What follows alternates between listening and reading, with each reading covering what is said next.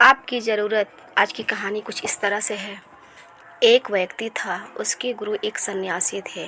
वह व्यक्ति दुनियादारी से उपसा गया था। वह अपने गुरु की तरह ही दुनियादारी छोड़कर सन्यासी बनना चाहता था। उसने अपने परिवार को यह बात बताई तो सभी ने मना कर दिया, यह कहते हुए कि हम सब आपसे बहुत प्यार करते हैं। फिर उसने अपने गुरु को यह बात बताई, परंतु साथ ही कहा कि उनका घर परिवार, बच्चे और पत्नी उसे संन्यास लेने नहीं दे रहे हैं, क्योंकि वह मुझसे बेहद प्यार करते हैं। गुरु ने कहा, यह किसी सूरत में प्यार नहीं है। गुरु ने उसे बहुत समझाया, पर वह व्यक्ति नहीं मान रहा था। फिर ये गुरु ने कहा, अच्छा ठीक है। गुरु जी उस व्यक्ति को मठ में ले गए।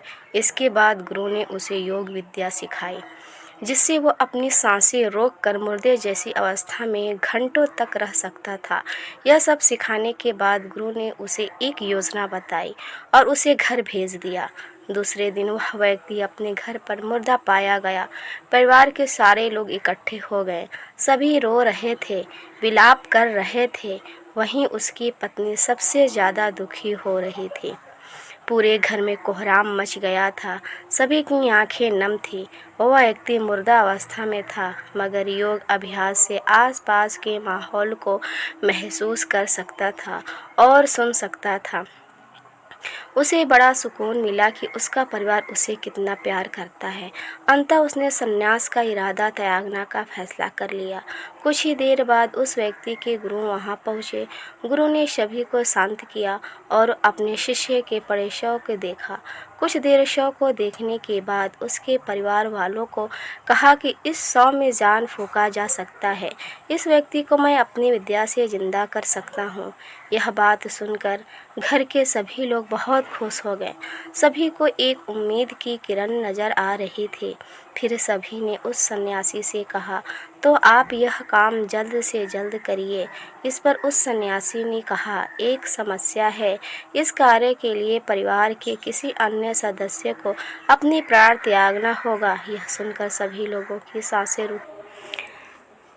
रुकी गई। सभी ने एक दूसरे को देखा। सन्यासी ने परिवार के सभी सदस्यों से एक एक करके पूछा, पर किसी ने भी हाँ नहीं कहा। सभी ने अपनी जान की ज़रूरत बताई और अपनी ज़िंदगी भी।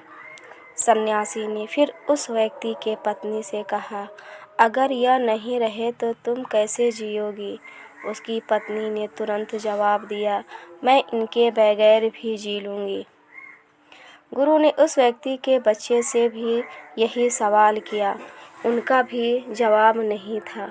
फिर यही सवाल उस व्यक्ति के माता पिता से किया। उनका भी जवाब एक ही था। इसके बाद गुरु उस व्यक्ति के शव के पास आए और बोले, हे व्यक्ति, तुम उठ खड़े हो जाओ। वह व्यक्ति उठ करके बैठ गया। फिर उसके गुरु वहाँ से जाने लगे। उसने अपने गुरु को रोका और गुरु से कहा, मैं भी आपके साथ चलता हूँ। अब उस व्यक्ति को समझ में आ गया था कि उसकी ज़रूरत उसके घर में कितना है। अब वो एक पल भी अपने घर में रहना नहीं चाहता था। इस कहानी से हमें यह सीख मिलता है कि आपके होने न होने से किसी पर ज़्यादा कुछ असर नहीं होता है। ये कहानी अगर आपको पसंद आए तो लाइक कीजिएगा, सब्सक्राइब कीजिएगा और अपने दोस्तों के साथ शेयर कीजिएगा। Bye bye.